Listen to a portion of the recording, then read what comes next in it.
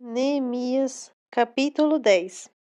Então seguiu-se a assinatura de um documento de aliança e acordo, e eis a relação dos que assinaram.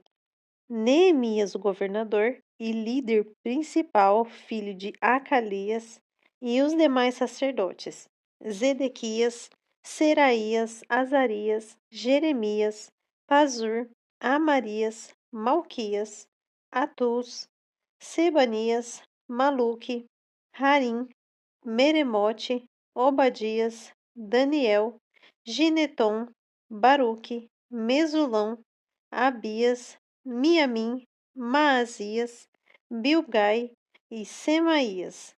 Dos levitas, Jesua, filha de Azanias, Binuí, dos filhos de Enadade, Cadmiel e seus companheiros, Sebanias, Odias, Quelita, Pelaías, Anã, Mica, Reobe, Asabias, Zacur, Serebias, Sebanias, Rodias, Bani, Beninu.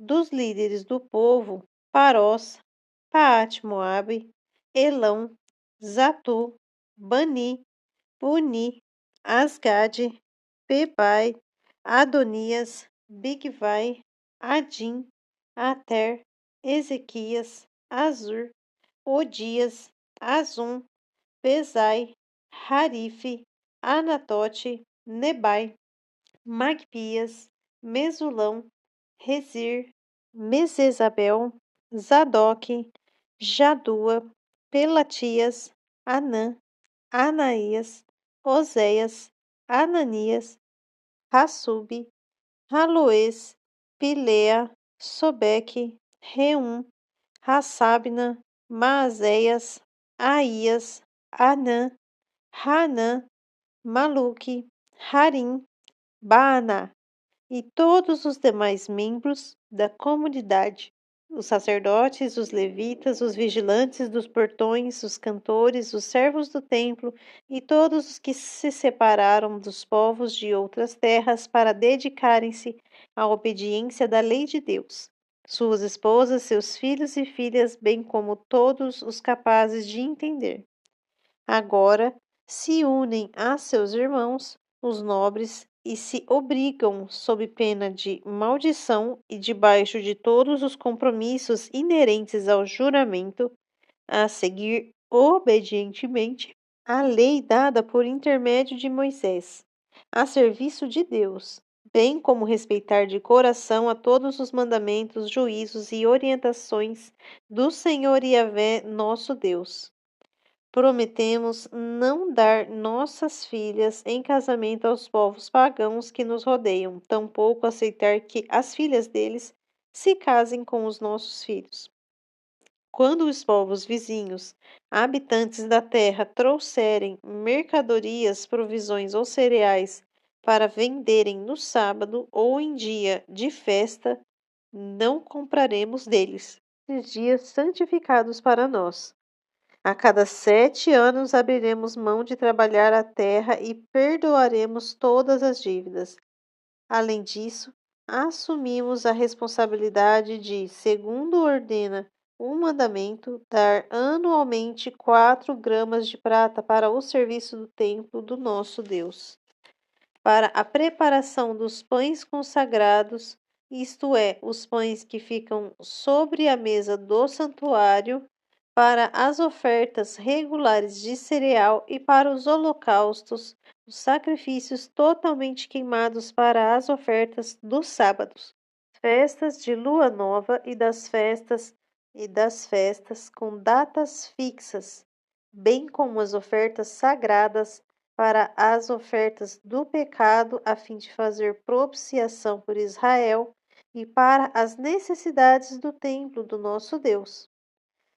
Também lançamos sortes entre as famílias dos sacerdotes, dos levitas e do restante da população, com o objetivo de escalar anualmente a família que ficará responsável pelo suprimento de lenha ao templo, ao nosso Deus, na época determinada para queimar sobre o altar do Senhor Yahvé nosso Deus, segundo está escrito na lei.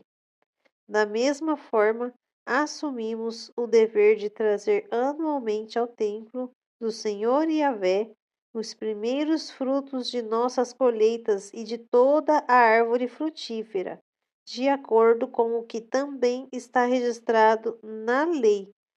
Traremos o primeiro dos nossos filhos e a primeira cria de nossos rebanhos, tanto de ovelhas como de bois, para o templo do nosso Deus, para os sacerdotes ali estiverem dedicados ao serviço religioso.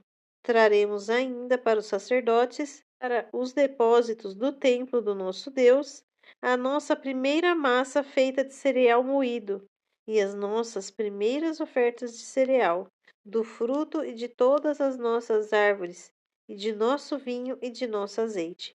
E traremos o dízimo das nossas colheitas para os levitas, pois são eles que recolhem os dízimos com todas as cidades onde trabalhamos.